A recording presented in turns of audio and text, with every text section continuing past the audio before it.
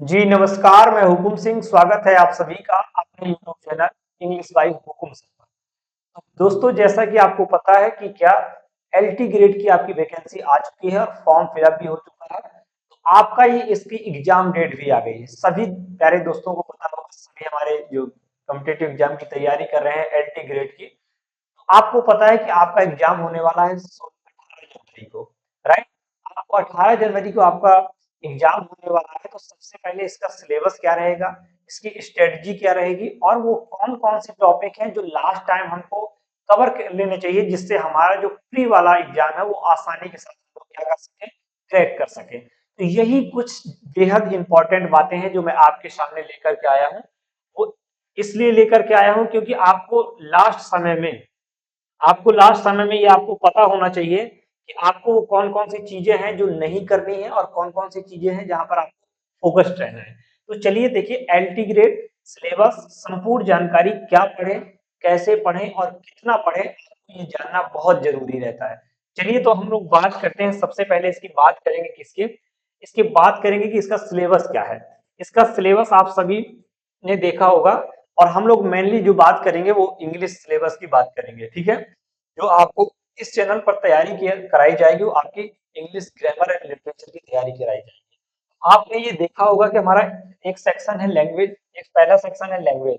कौन सा सेक्शन है? लैंग्वेज सेक्शन है। और लैंग्वेज सेक्शन में आपको क्या क्या पढ़ना है, ध्यान देना है। आपका लैंग्वेज सेक्शन जो है, अब देखिए दिया है unseen passage, prose and poetry. तो यहाँ से आपसे 4 से 5 क्वेश्चन आपके आएंगे प्रोज एंड पोएट्री। एक प्रोज से आएगा 4 से 5 क्वेश्चन का पैसेज, और एक पोएट्री से आएगा।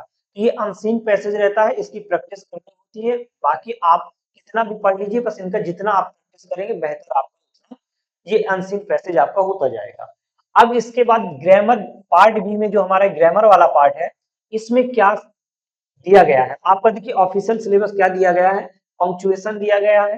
पंक्चुएशन के बाद आपको क्या दिया गया है, पंक्चुएशन के बाद parts of speech. Parts of speech में आपका सारा आ जाता है, noun, articles, tense, voice narration, लगभग ये सारे ग्रामर के टॉपिक हैं जो मेनली आपके पार्ट ऑफ स्पीच में। तो noun, pronoun, adjective, verb, preposition, conjunction ये पूछे ही जाते हैं, इंटरजेक्शन। और इसके बाद देखिए स्पेलिंग एरर। स्पेलिंग एरर में ये किसमें, ग्राम आपके ये वर्ब वाले में आ जाता है। फिर word formation and vocabulary, tense, narration, conditional sentence, concord, phrasal verb and idiom expression, मतलब idiom and phrases, transformation and synthesis. इसके पार्ट सी में आपका आता है ट्रांसलेशन, इंग्लिश टू हिंदी और हिंदी टू इंग्लिश। यहाँ से 4 से 5 क्वेश्चन आपके पूछे जाते हैं ट्रांसलेशन के, इंग्लिश टू हिंदी और हिंदी टू इंग्लिश। तो इसको भी ये बात, इसके बाद लेटर राइटिंग। इससे आपको लास्ट ईयर जो आपका 2018 में आपका जो एग्जाम हुआ था, 2018 में जो आपका एग्जाम हुआ था, वहां से आपको 4 क्वेश्चन यहाँ से आपके लेटर राइटिंग एंड डायलॉग से पूछा गया था। तो जान लीजिए ये भी आपके लिए कितना बेहद इम्पोर्टेंट है। अब अभी हम लोग बात करेंगे कि सर कितना वेटेज रहता है ग्रामर का, कितना वेटेज रहता है लिटरेचर का। तो हम किस पर इस समय हमारे पास बहुत कम है, तो किस पर हम फोकस्ड रहें और किस पर थोड़ा सा कम अगर भी ध्यान दें तो तब भी हमारा काम चल सकता है। तो उन सारी बातों का भी हम लोग वन बाय वन बात करने वाले हैं। पहले आप इसको देखिए। फिर आता है इंग्लिश लिटरेचर की। जब हम लोग बात करते हैं इंग्लिश लिटरेचर में, आपका लिटरेरी एक आता है, literary terms, literary forms and movement. क्या लिटरेरी फॉर्म टर्म्स जिसको बोलते हैं, फॉर्म्स हैं, मूवमेंट्स बोलते हैं। जैसे आपका जैसे सोनेट हो गया, बैलेट हो गया, एलेगरी हो गया, ठीक है, ओड हो गया, ठीक है, ब्लैंक वर्स हो गया, एपिक हो गया, लिरिक, या अदर स्टैंजा, ठीक है।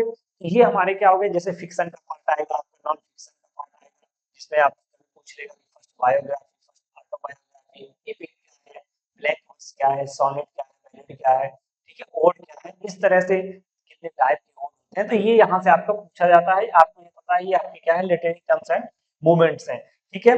यहाँ से आपका फिक्शनल फॉर्म्स हो गए, डिफरेंट टाइप ऑफ ऐसे हो गए, रेनेसां, रिफॉर्मेशन, ये आपका मूवमेंट है। मेटाफिजिकल पोएट पूछ लेगा, मेटाफिजिकल पोएट्स किसने दिया है, ठीक है, romanticism, right, modern, post modern, सररियलिज्म, ये आपका। फिर इसके बाद आता है आपका पोएट्री वाला।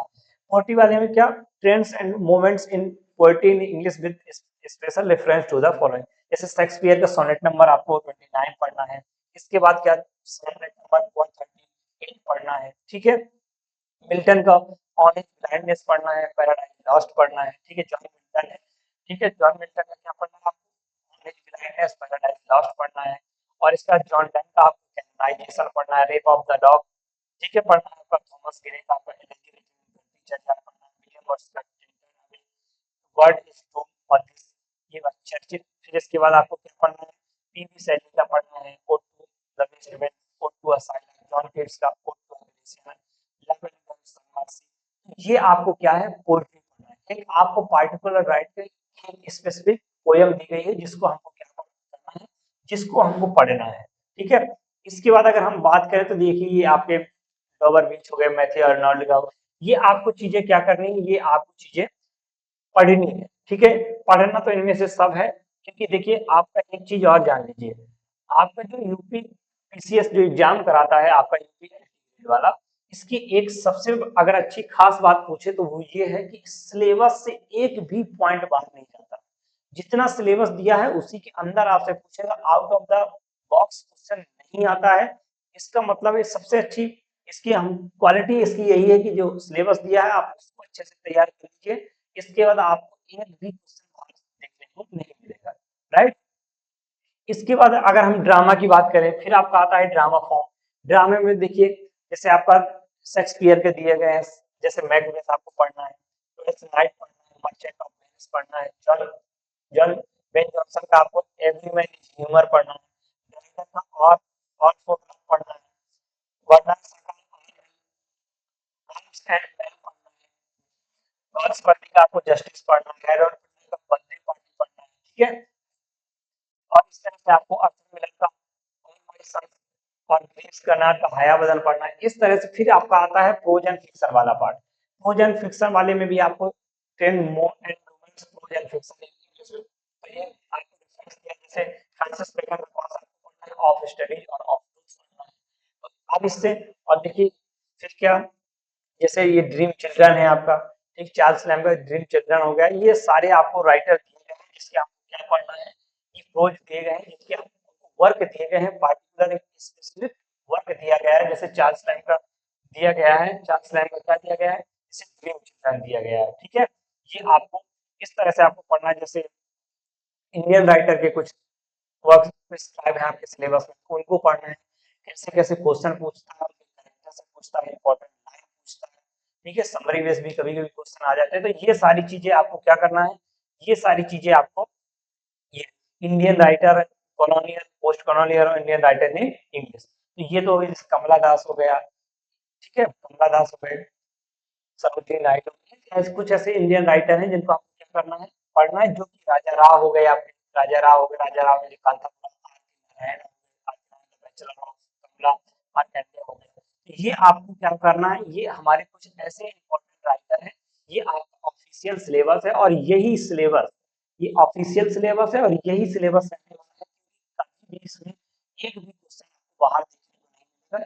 तो सर इतना बड़ा सिलेबस हम कैसे इसको कवर करें, और क्योंकि हमारे पास टाइम बहुत कम है, तो किस लिटरेचर को सबसे ज्यादा पढ़ें या ग्रामर को पढ़ें या दोनों को बैलेंस करते हैं, तो कैसे चलना है आपको। तो आप चलिए मैं उसमें आपको थोड़ा सा इंपॉर्टेंट स्ट्रेटजी के साथ थोड़ा सा मैं बताना आपको चाहूंगा कि आपको कहाँ से स्टार्ट करना है।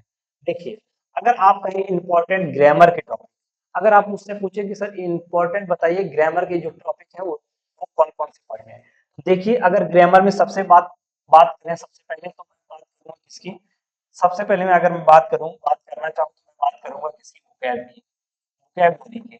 अब वोकैबुलरी में आपको पता है वोकैब में क्या आता है, वोकैब में आपको सिनोनिम्स आते हैं, एंटोनिम्स आते हैं, इडियम्स एंड फ्रेजेस आते हैं, इडियम्स एंड फ्रेजेस आते हैं, वन वर्ड सब्स्टिट्यूशन आता है, स्पेलिंग एरर आता है, स्पेलिंग एरर आता है, ये आपका।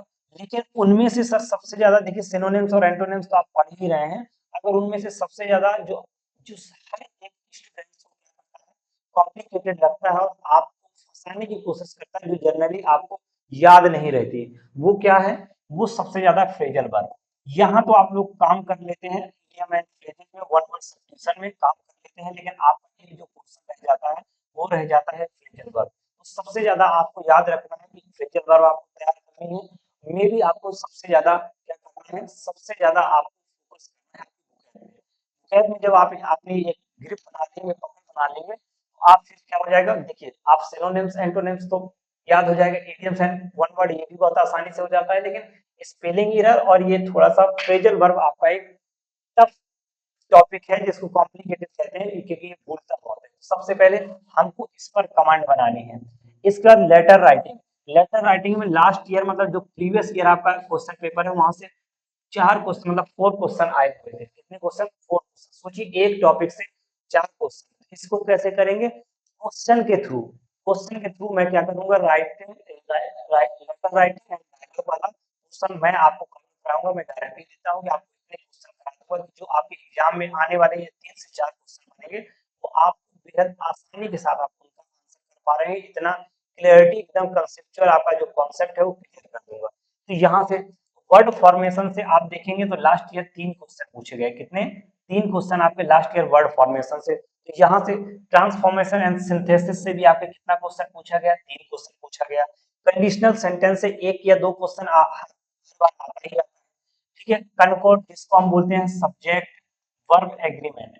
आपका कोई भी एरर का पार्ट आएगा, कोई भी एरर का पार्ट आएगा आपका कहां से? कनकॉर्ड से आपका पूछा जाता है। कनकॉर्ड सब्जेक्ट वर्ब एग्रीमेंट होता है। पार्ट ऑफ स्पीच से भी आपके 3 से 4 क्वेश्चन, कितना? 3 से 4 क्वेश्चन आपके पार्ट ऑफ स्पीच से पूछे जाते हैं। किससे? 3 से 4 क्वेश्चन आपके पार्ट ऑफ स्पीच से पूछे जाते हैं। सर क्या ग्रामर में यही है? क्या सर ग्रामर में यही है? तो फिर इसके बाद अगर मैं कहूंगा कि थोड़ा सा हम लोग एडवांस की बात करें तो हमको पढ़ना होगा क्या? टेंस। टेंस के साथ साथ आपको पढ़ना होगा क्या? वॉइस। वॉइस के साथ साथ आपको पढ़ना होगा क्या? नरेशन। नरेशन के साथ साथ क्या पढ़ना होगा आपको? Question tag. क्वेश्चन टैग के साथ साथ क्या पढ़ना होगा? आर्टिकल। अगर ये चैप्टर, ये इंपॉर्टेंट चैप्टर मैं बता रहा हूँ, ये आपके वो चैप्टर बता रहा हूँ जो आपको एग्जाम के लास्ट समय जो आपकी एक बेस्ट स्ट्रेटजी होनी चाहिए वो हम सारा ग्रामर अब आपको पढ़ने की जरूरत नहीं है। आपने जितना पढ़ लिया है सफिशियंट है। बस आपको क्या करना है? जो इंपॉर्टेंट टॉपिक है जैसे tense, voice, narration, question tag, article, इनसे क्वेश्चन आना ही आना है। इनसे क्वेश्चन आना है। फिर मैंने बता दिया कि लास्ट ईयर में क्या क्या बने हैं। तो ये वर्ड फॉर्मेशन और लेटर राइटिंग ये आपका इंपॉर्टेंट हो जाता है। सिंथेसिस तो देखिए भाई, आप अगर टीचिंग कोई भी टीचिंग एग्जाम देने की कोशिश कर रहे हैं, आप सिंथेसिस और ट्रांसफॉर्मेशन अगर नहीं पढ़े हैं तो बताइए आप पीजीटी बनने जा रहे हैं, मतलब 9th और 10th के लिए पीजीटी बनेंगे 11th और 12th के लिए। अगर आपको सिंथेसिस और ट्रांसफॉर्मेशन नहीं आएगा तो फिर आप कैसे वहां पर बच्चों को पढ़ाएंगे? तो ये आपके लिए एकदम बैकबोन की तरह ये आपका चैप्टर रहता है। तो अगर आप कोई भी टीचिंग एग्जाम दे रहे हैं तो भैया आपको क्या करना होगा? ट्रांसफॉर्मेशन आपको कवर करना ही पड़ेगा। सेंटेंस से कंडीशनल सेंटेंस में मैंने बताया, कंडीशनल सेंटेंस को ये मोटा मोटी आप क्या 5 से 10 चैप्टर आप ग्रामर में तैयार कर लीजिए और आप ये सब्जेक्ट को तैयार कर लीजिए। तो आपको ये जान लीजिए आप बेहतर आप क्या कर पाएंगे? एक बेहतरीन आप वहां पर स्कोर कर पाएंगे। ठीक है। इसके बाद सर लिटरेचर में क्या पढ़े? लिटरेचर में देखिए पढ़ने को तो बहुत सारा है। लिटरेचर में क्या पढ़ना है? तो देखिए लिटरेचर में सबसे पहले लिटरेरी फॉर्म्स एंड मूवमेंट्स में आप क्या कर लीजिए? Literary terms and literary forms and movements में आप क्या कर लीजिए? एक बेहतरीन पकड़ बना लीजिए। एक बेहतरीन पकड़ बना लीजिए कि यहाँ से जो क्वेश्चन आएगा हमसे नहीं पूछेगा। फिर इसके बाद जो आप फिगर ऑफ स्पीच, फिर फिगर ऑफ स्पीच को आप बेहतरीन तरीके से पढ़ जाइए कि 2 से 3 क्वेश्चन जो भी फिगर ऑफ स्पीच से पूछेगा हमसे गलत नहीं होना चाहिए। 2 से 3 क्वेश्चन अगर जो भी पूछ रहा है लेकिन हमसे फिर क्या होना चाहिए? ये 2 से 3 क्वेश्चन ये हमसे फिर गलत नहीं होना चाहिए। इतने बेहतरीन तरीके से क्या, इतने बेहतरीन तरीके से इसकी आप प्रैक्टिस कर लीजिए फिगर ऑफ स्पीच की। अब इंपॉर्टेंट राइटर्स, इंपॉर्टेंट राइटर्स में आपको पता है कि आपके एग्जाम में 55 प्लस आपके राइटर दिए हुए हैं। 55 आपके राइटर दिए हुए हैं। तो क्या 55 प्लस राइटर दिए हुए हैं तो क्या सबसे क्वेश्चन बन जाएगा? आप एक थोड़ा सा लॉजिक लगाइए। क्या 55 प्लस आपके राइटर दिए गए हैं तो क्या सबसे क्वेश्चन बनेगा? अगर सबसे क्वेश्चन बनता है तो आपको पता है कि आपके एग्जाम में टोटल क्वेश्चन कितना आता है? टोटल क्वेश्चन आपके एग्जाम में आता है कितना? 100। अब बताइए अगर इसमें से आपका क्या है? इसमें से आपका लिटरेचर प्लस ग्रामर है। लिटरेचर प्लस ग्रामर है। कभी क्या होता है कि आपका 60% आता है लिटरेचर, 40% कभी कभी आता है ग्रामर। कभी कभी ग्रामर आपका आता है 55% और बाकी का कितना परसेंट? बाकी का 45% आपका लिटरेचर आता है ना? ये होता है। तो आपके लिटरेचर से आप मान के चलिए आपके 50 से 55 क्वेश्चन, 50 से 55 क्वेश्चन आपके क्या इस ग्रामर से पूछे जाएंगे, और 60 से 70 क्वेश्चन, कितना 65 से 70 क्वेश्चन आपसे लिटरेचर से पूछने की पॉसिबिलिटी ज्यादा रहती है। आपको अब उसी में से सिलेबस में से जो आपके इंपॉर्टेंट राइटर हैं जो बार बार फ्रिक्वेंटली आपके एग्जाम में पूछे जाते हैं, शेक्सपियर हो गया, जैसे इंडियन राइटर को राजा राम दिया है, दास दिया उनको, फिर इसके बाद आपके अमेरिकन राइटर अगर जैसे हेमिंग्वे दिए गए हैं, ठीक है, ऐसे जो इम्पोर्टेंट राइटर हैं जिनके इम्पोर्टेंट वर्ड्स हैं उनको पढ़ जाइए, क्योंकि सब नहीं पढ़ना है, और आप दिमाग लगाइए कि 120 क्वेश्चन अगर आपसे पूछे जाते हैं तो क्या सभी से एक एक क्वेश्चन भी उठाएगा, तो फिर ग्रामर कहाँ जाएगा, कैब हमारा कहाँ जाएगा। तो आप खुद अपने दिमाग से सोचिए कि कहाँ से कितना क्वेश्चन आ सकता है। मतलब जो इम्पोर्टेंट राइटर है प्रीवियस ईयर में जिनसे क्वेश्चन आया है उनको हमको देखना ही देखना है। अगर इस तरह से आपकी स्ट्रेटजी रहेगी तो फिर आप निश्चित तौर पर एक बेहतरीन स्कोर कर पाएंगे आप यूपीएलटी ग्रेड टीआरई 1 में, मतलब में। तो क्या सर आप कुछ हमारी मदद करेंगे या नहीं, बोलिए। आपका सवाल होगा कि सर क्या हमको कुछ ऐसा मिलेगा जिसको, तो मैं बता रहा हूँ सबसे पहले जो मैं आपकी बुकैब की टेंशन खत्म करूंगा। क्या मैं सबसे पहले बुकैबुलरी बुकैब का आपका टेंस, और उस बुकैब में क्या मैं सबसे पहले आपको फ्रेजल वर्ब, क्या सबसे पहले मैं आपको फ्रेजल वर्ब मतलब मैं 5 मिनट शो चलाने जा रहा हूँ। क्या 5 मिनट शो, 5 मिनट शो में आपका क्या होगा, सभी का स्वागत होगा 5 मिनट शो। अब 5 मिनट शो में फ्रेजल वर्ब सब कैसे कराएंगे, इसको टॉपिक वाइज मतलब वर्ड वाइज, क्या वर्ड वाइज, ठीक है। वर्ड वाइज का मतलब कि अगर मैं सबसे पहले पुट, अगर मैं क्या करा रहा हूँ, पुट से फ्रेजल वर्ब करा रहा हूँ, तो आपके जितने भी 10 से 12 इंपॉर्टेंट पुट से फ्रेजल वर्ब बन सकती हैं, मैं उनको आपको 5 से 7 मिनट में आपको याद कराने की कोशिश करूंगा, ठीक है। तो ये सबसे पहले हम लोग क्या करेंगे, इस फ्रेजल वर्ब को दौड़ाएंगे। इसके बाद आपको वन वर्ड कराऊंगा मैं, क्या आप one word and idioms, one word and idioms का हम लोग सीरीज करेंगे वन वर्ड एंड इडियम्स का। लेकिन सबसे पहले इंपॉर्टेंट क्या है, फ्रेजल वर्ब। तो सबसे पहले हम लोग जो वॉर करेंगे वो कहां पर करेंगे, फ्रेजल वर्ब में करेंगे। After that one word and idioms, और सिनोनिम्स और एंटोनिम्स आप पढ़ते रहिए, क्योंकि वो पढ़ने की चीज है, और मैं उसको कुछ आपको लिस्ट बना करके भी प्रोवाइड करा दूंगा। तो वहां पर क्या हो जाएगा, आपका एक बुकैब वाला बेहतरीन सेक्शन तैयार हो जाएगा। इसके बाद मैंने कहा लेटर राइटिंग, यहाँ से आपको पूरे यूट्यूब में आप क्वेश्चन ढूंढते हैं नहीं मिलता, लेटर राइटिंग भी मैं आपको 50 क्वेश्चन करा दूंगा, और मैं गारंटी देता हूँ उतना आपने कर दिया तो उसके बाद आपको कुछ नहीं होगा। प्लस ग्रामर और लिटरेचर के जो आपके इंपॉर्टेंट वर्क होंगे, जैसे मान लीजिए विलियम शेक्सपियर का मर्चेंट ऑफ वेनिस दिया गया, या फिर उसका ट्वेल्थ नाइट दिया गया, या फिर आपका मैकबेथ दिया है, इनसे जो भी इंपॉर्टेंट रिलेटेड क्वेश्चन बन सकते हैं, इनके इंपॉर्टेंट कैरेक्टर होते हैं, ये मैं आपको क्या करूंगा, क्वेश्चन के थ्रू आपको याद कराने की कोशिश करूंगा। बस आपको करना क्या है, इस चैनल को सब्सक्राइब कर लेना है, बेल आइकन प्रेस कर लेना है, ताकि आने वाली नोटिफिकेशन आपके पास पहुंचे। और ये कि not only LT grade UP LT grade English, not only but also any other competitive exam like DSSB, KVS, NVS, D triple S भी हो गया, आपका बीपीएससी हो गया, जहां भी आपका टीजीटी का एग्जाम होगा, किसी भी टीचर एग्जाम जो आप टीचिंग एग्जाम दे रहे हैं और आपका सब्जेक्ट अगर इंग्लिश है, तो ये आपका 5 मिनट्स आपके लिए बहुत बेहतरीन कारगर साबित होने वाला है।